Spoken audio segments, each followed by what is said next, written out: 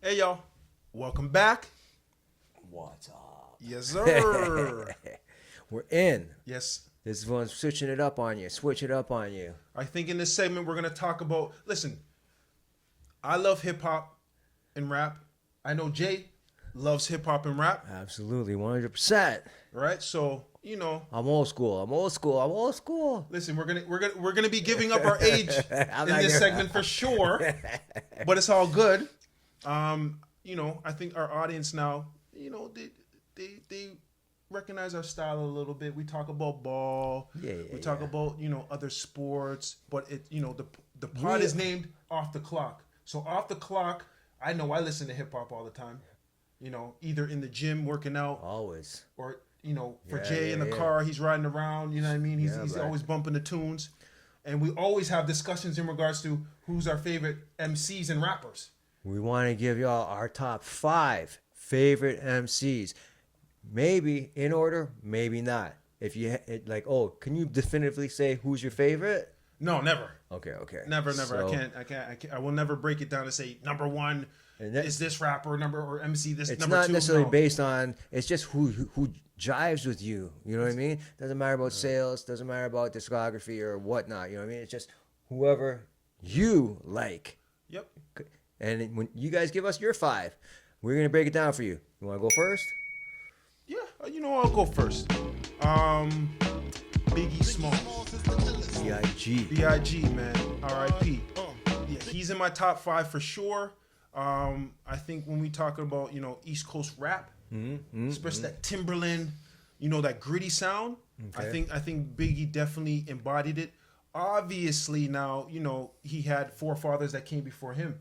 Right, In right. regards to that genre, right? But I think now Biggie was the first rapper, to me personally, from New York, that added that commercial sound as well. That crossover appeal. Okay. That That interested you. That yeah, was something that made for you, sure, like, you were 100%. like, And it was just about the bars. It was Okay. about lyrics, right? He's- It wasn't necessarily about smooth. He's smooth. Yeah, he's just smooth Not with even a it. question. Yeah, it wasn't about necessarily appearance, because fat, black, ugly mother. You know what I mean? That was kind of a big thing, like back then. Like it was okay, mainstream. Here's Biggie Smalls. He's not fitting kind of like the North American, whatever the fuck looking shit. You know what I mean? I that was a thing. Like you said, big fat. You know what I mean? Yeah. Chicks started digging that. Yes, 100%. The Fat Mac, you know what I'm saying? Yeah. He embodied that, right? So I Yeah. think, for me, my top 5, Biggie definitely falls under that. Jay, what about for yourself? Who's your first MC or rapper that you put up there? Okay. I'm just gonna get this out the way. My favorite MC of all time. It's definitive. It is not gonna change ever. And I don't care who says anything about it. And I know there's a lot of you fans out there too. It is the Big Daddy Kane. Hey, okay. Big Daddy Kane. Come get some, you little bum. I take the kick, but you can't get a crumb from Okay, the Big Daddy Kane. poetic Brooklyn's finest. BDK. That's my favorite rapper all time. It's not the first rapper I ever heard, obviously. Well, maybe it's not so obvious. But Kane, when I heard Kane and I saw Kane in the videos, the man was smooth. He had the flow. He had a modern day flow. It was one of the earliest I agree. guys to have the modern day flow, because prior to that, it was, I don't know what you want to call it, bubblegumish. You know what I mean? Yes. But Kane brought that smooth, modern day flow. Was he the first? No, but he was one of the first to take it to that next level. Yes. Which I believe is still the best level. That kind of, You know what? that MCing flow. You know what I mean? And to me personally, I think he was the first rapper to bring the charisma. He had the charisma. He danced in his videos. Yes, his sir. videos were cool. He was a smooth operator. He was dancing. He had the flat top. He rocked it. Like, look Yeah. at, his presence and stuff was cool to me. You Yes. know what I'm saying? Like, so it was Kane's my number 1. Okay. You know what? I'm gonna keep it in Brooklyn. Okay. This next rapper that's in my top 5, I know right now, a lot of people are, I know are who not it is. necessarily. You already know where I'm going with it. Well, obviously I know, but yeah. A lot of people are not happy, with this man, but he's generated a lot of money in the genre of hip hop and rap. Yes, I'm gonna go Jay-Z. Jigga. Jigga. All right. You know what I mean? What was it about Jigga for you? You know, first off, he's a BDK clone. He's taking some of Big Daddy. Kane brought him up. 100%. Yeah. You know, Kane brought him up. Jazzo, who's very, you know, he's from the Big Daddy Kane type era. Camp. Yeah, all right. Right. That era was his mentor. Okay. Right. So, you know, I just respect Jay-Z's come up, and he has the talent to boot as well. Okay. I think Jay-Z now, once he found his flow, in his niche, I think there was nobody to do it both, you know, on the business side and the music lyrical side as well, right? Yeah. But again, too, I think once he found his sound, he just took off. Can I? Yeah, I'm not trying to diss Jigga out here, but to me, I think Jay really skyrocketed after Pac and Big died. Okay. That's when it was like, okay. So you think he capitalized on the better guys to me, Big and Pac to me are better than Jigga. He was able to capitalize on them no longer being in the game. 100%. But you know, and I'll piggyback off of just what you said. I just think he's so smart as a businessman now. Yeah, sure. He's seen the pitfalls of certain things that were happening with Biggie and Pac. Said, one door closes, one opens up. Yep, 100%. And I think, you know, he just found his niche, right? And he just ran with it. Yeah, for sure. And exploited it, right? And it was the perfect time because hip hop was at its height. At that period of time. Commercially. Yeah. Yeah, it was just on everywhere. All right. Who's next on your list? Next on mine. Believe the Hype. It's Chuck D. Oh, wow. Believe the Hype. Wow. Chuck D. Public Enemy. Chuck D. Okay. Underrated. The rhyme animal. He was similar in a way, not flow-wise, but similar in the lessons of a KRS-One teaching. Yes. Chuck D, you listen for lessons he says inside music that the critics were all blasting him for because they'll never care for the brothers and sisters while across the country they have up for the war. That's how the States is. I don't know. It was different times for sure. Maybe it's different now. But we all know how the States are when it comes to black people and shit. Of course.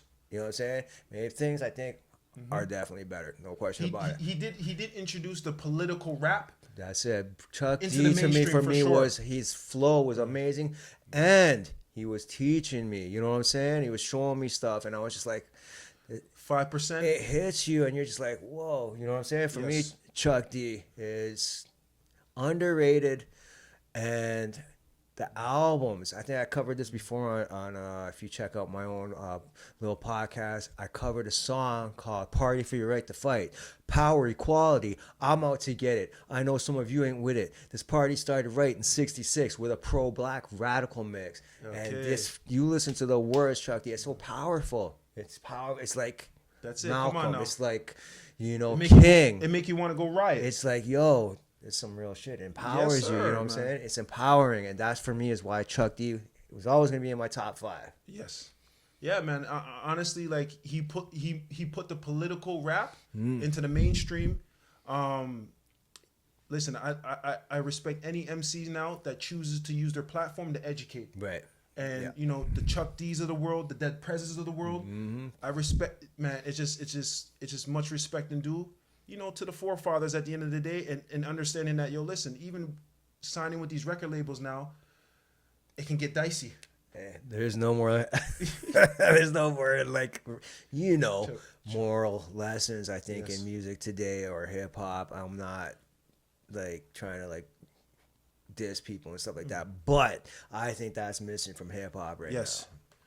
Your next one. My next. Is this your second? It's your second, right? No, this is my third. I started with Biggie. I went to Jay-Z. We kept it Brooklyn. Okay. But now I'm gonna go down south. Scarface. Yes, sir. Face is in the house. Face mob. Yes, sir.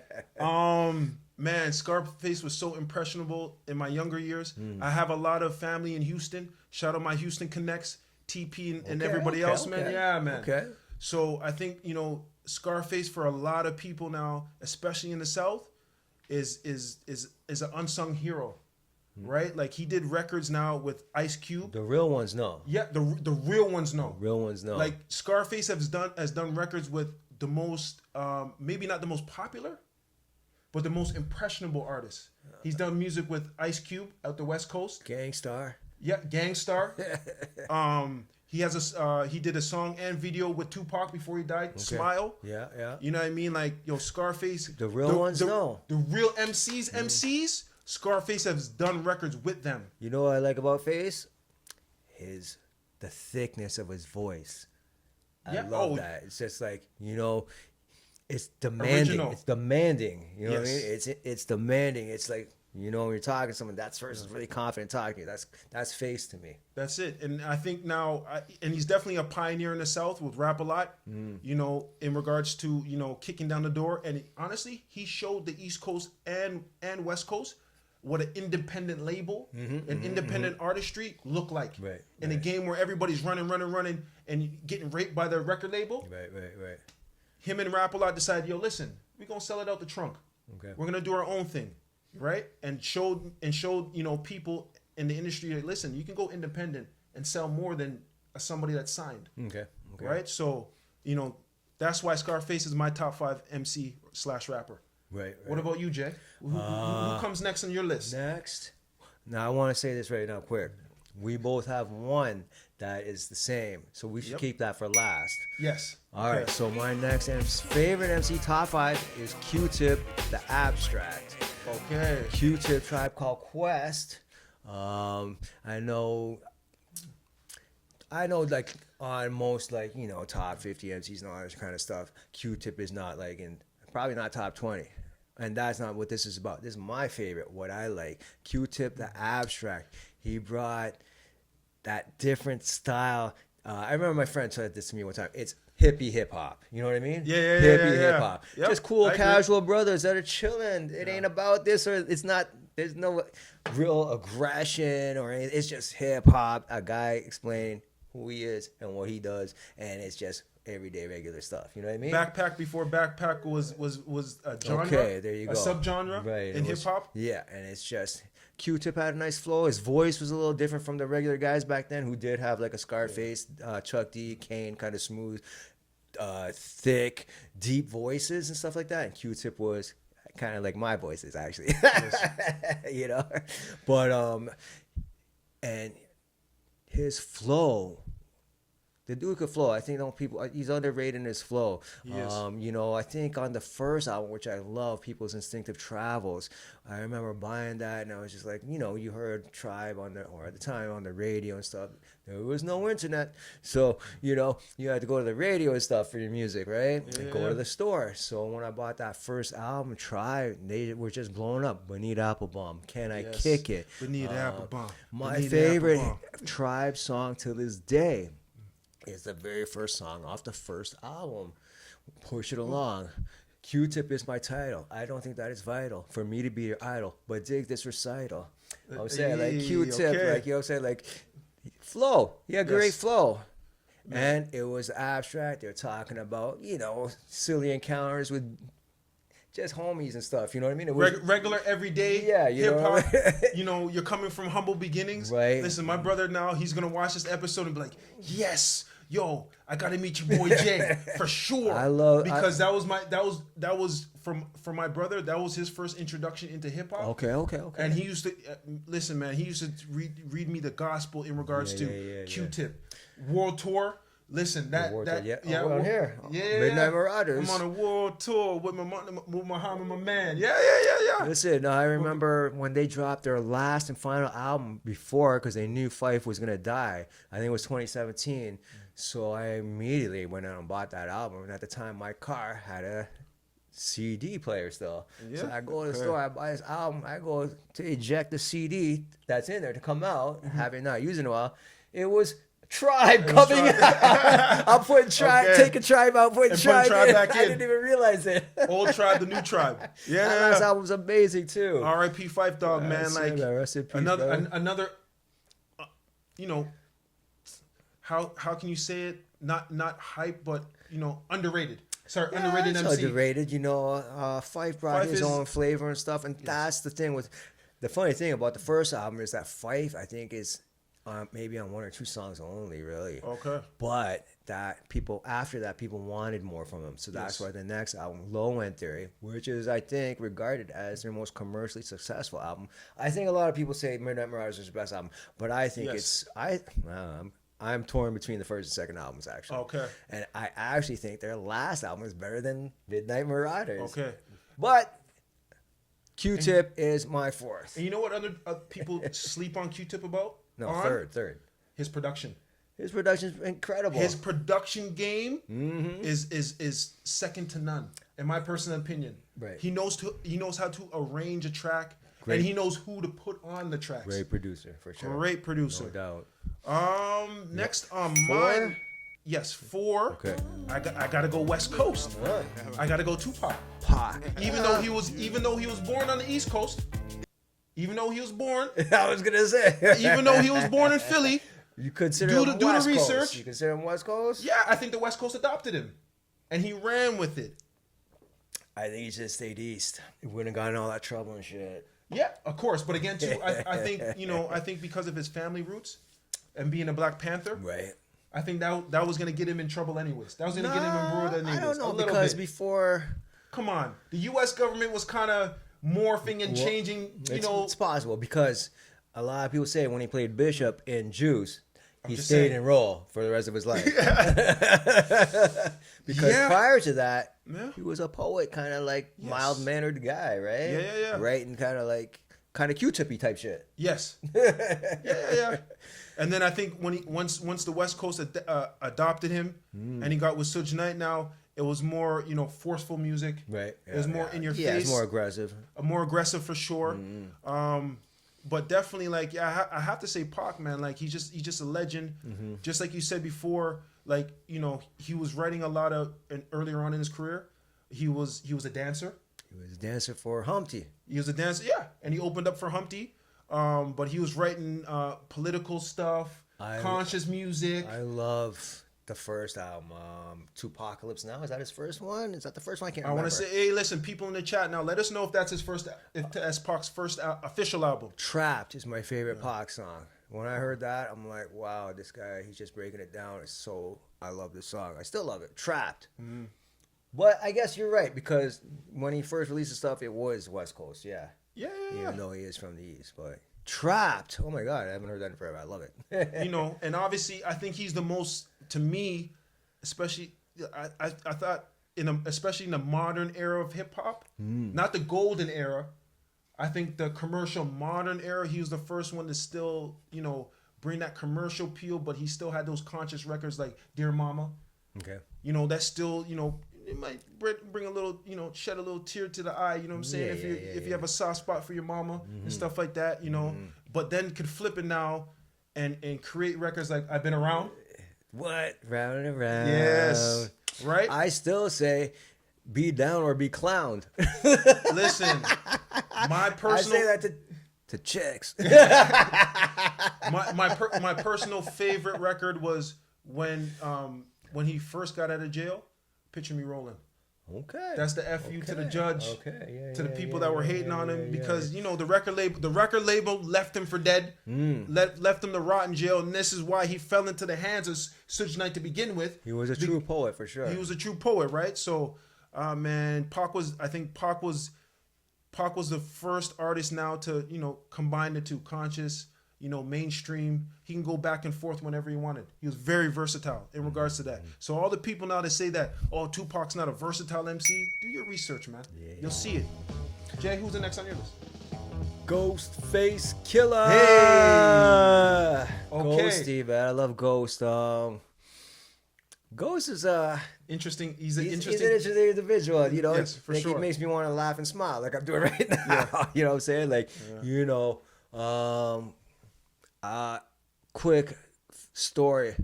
I was dating this chick, and my boy and her girlfriend sitting in the back car. We're driving somewhere, and I had the tunes on, and Wildflower came on, And just as he's about to spit it, I was like, baby, this song's for you. Gritty I dedicate raw. this song to you. Gritty and raw.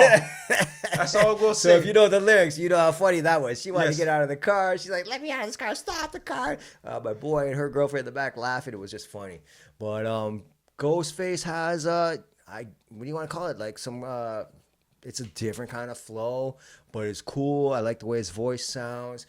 He is also very, what's the word you're saying with Pac? Charisma, unique. Unique charisma and the thought process and the thoughtfulness in some of the rhymes is, he's street, but he's also got that kind of softer side to himself about, betrayal, loyalty, and all that kind all of that business, I got is right? you. Right. Those, Exactly. He had those crossover So records. he has those while maintaining, I'm still ghosty, you know what I mean? And I'm still, Staten Island, one of Staten Island's finest and stuff, right? I told you off air that I love that Ghostface pick because all the classic albums, like solo albums from Wu-Tang, Ghostface has had a hand in that. Personally. Yeah, for the sure. Purple Tape from Raekwon, which is considered 5 mics everywhere, considered a classic everywhere to any MC. That's the Purple Tape's not the Purple Tape without Ghostface. Nah, Wu ain't Wu without Ghostface. Like they are and they aren't. They're not. You have to have Ghostface in the Wu-Tang. 100%. But I love his solo albums. What's your favorite solo album of Ghostface? Supreme Clientele. Hey, okay, you know what? It's a That is my close favorite one. It's too. a close one because I love Iron Man too. I'm Iron Man, no decast metal, I'm steel alloy. Like Daytona 500. Yes. Oh my God, Yes. I can't tell you how much I Do-do, rocked do-do. Iron Man. Yep. Cam May. Oh my God, me Yes, and my come boy on driving now. to work. Me and my boy I used to Yep. pick my boy up and go to work. Cam May was. Yes. We had to On hear that repeat. before work. Oh, for sure. You know what I'm saying? Yeah, Cave's classic. But hold on. That Daytona 500 beats. Oh man, it's classic. So it's a close one. It's a close one. I can go, whatever. But I think Supreme Clientele is a bit better, to be honest. But it's so close. So close. I think They're both classic albums. Supreme Clientele is more musically polished. Yeah, that's possible. I think it's like Iron Man is.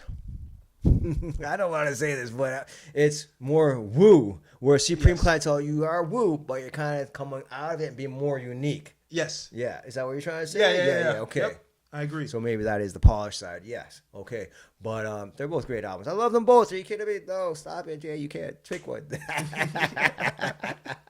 All right.Ghostface Killer. Yes. Number 5. We both got the same one. Last, but definitely not least. And this is on both of our lists. Right? Nasir Jones. Nas is The Queensbridge poet. I think Nas is not the best MC ever, but he's the best hip hop guy ever. I think he is. Okay.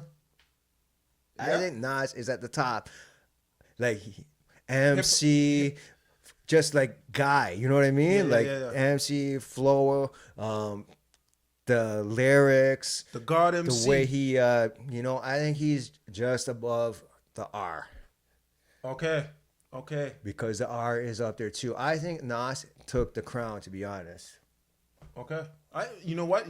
Listen, Nas is my favorite rapper of all time. Okay. So MC you of all have time. a favorite. Okay. So Yeah, you do have a top favorite. I Okay. do. I do personally have a favorite, and he's number one, hands down. Nas, you talked about earlier on with Chuck D and Public Enemy teaching. Brother, man, like certain 5%er stuff. I got from Nas. Right. Like Nas was the MC's MC. That's what I'm saying. And he's straight hip hop. Yes. There's nothing. He's hip hop. Like There's no ifs, ands, and buts about it. That's what I mean. Like a Yeah, hip hop person, like it's Nas, and with the MC stuff too, right? Because you seen him. Have you seen him live? Yep, I've seen him live. Great shows, great performer. If you guys have seen him, go. Yeah, he definitely has stage presence Yeah. in his performance. But I just think it's just the versatility, right? He's done everything. Like he's collaborated with the MCs of MCs, Right. and then I think he made actual hip hop mainstream, if that makes sense. Like he tried to step out of that box. What, like with Firm Biz and all that? No. The Firm was never a flop. Come on, man. I'm not saying it was a flop. I'm commercial, more yes, commercial. for sure, 100% with the Firm. Yes, he tried to step out of his box, and even with the single now, Shorty, say what with Genuine. Yeah. And then hip hop said, Nas, no, this is not it. This is not it. But hey, come up with more. If I Rule the World, that type of stuff, we'll take you in as a mainstream. I think If I Rule the World is more pop than his other stuff. You know what I mean? You think so? Like, I think the mainstream just took to it and made it what it was. I think it's real hip hop. Don't get me wrong. I think it, but compared to his other stuff, I think it is more leaning towards a little bit. But it is straight up hip hop for sure. But like stuff like Take It in Blood. Yep. Life's a Bitch. You know, gave you power. I Gave You Power. Yes. Oh my goodness. We could go on forever here. Yes. For do you have a favorite Nas album? It Was Written. Easy. I think that's mine too, actually. Oh, come on now. I think for a lot of the hip hop backpackers, you know, they lean on Illmatic. That's their Bible. It's Illmatic. Me personally, that made Nas the man and, you know, the MC and shown him in a mainstream and commercial light as well.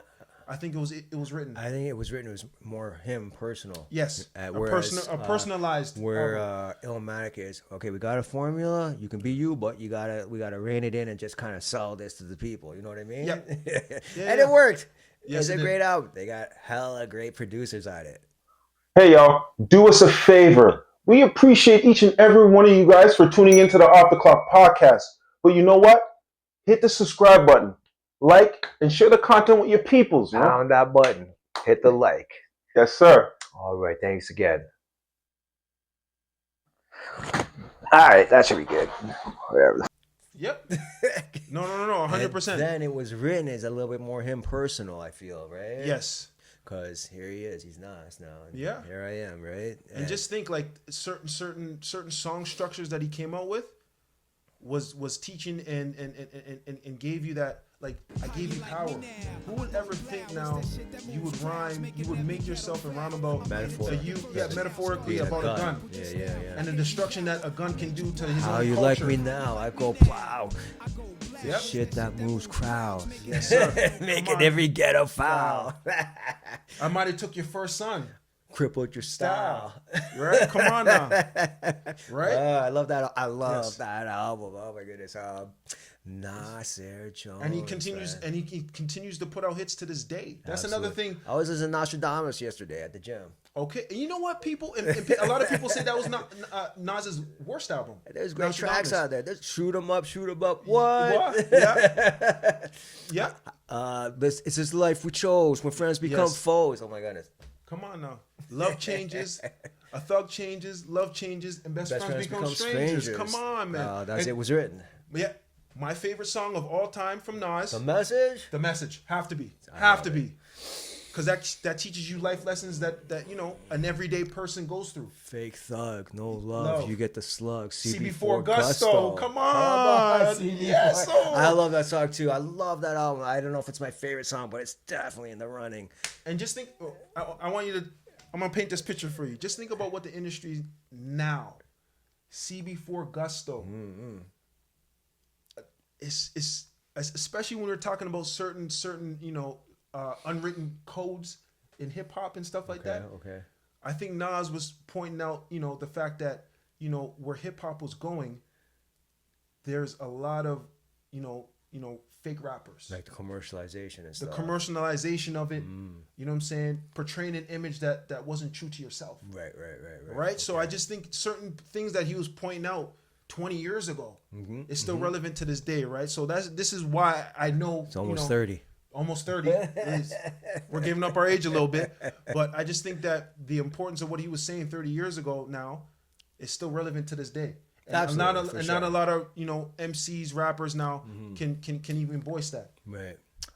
Yeah, for me, Nas, like I was saying earlier, I think he just embodies everything about hip hop. You know what I mean? Yes. So I think I got him. I don't know. It's hard. It's tough to define it. I don't want to say the most iconic person of hip hop. He might be, but he's definitely. I think he's up there for sure. I think he took the crown from the R. To be honest.